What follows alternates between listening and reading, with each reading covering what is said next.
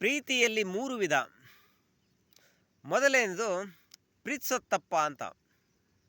ಎರಡನೇದು ಪ್ರೀತಿಸೋದು ತಪ್ಪೇನಿಲ್ಲ.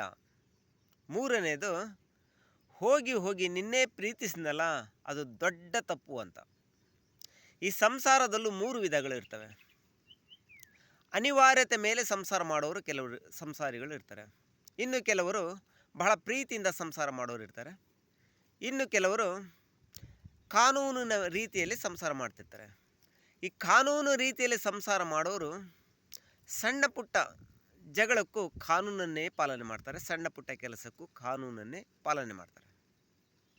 ಈ ಪ್ರೀತಿಯಿಂದ ಜಗಳ ಆಡೋರು, ಪ್ರೀತಿಯಿಂದ ಸಂಸಾರ ಮಾಡೋರು ಅದೆಷ್ಟೇ ದೊಡ್ಡ ಜಗಳವಿದ್ರೂ ಬಹಳ ಪ್ರೀತಿಯಿಂದ ಅದನ್ನು ಬಗೆಹರಿಸ್ಕೊಳ್ತಾರೆ.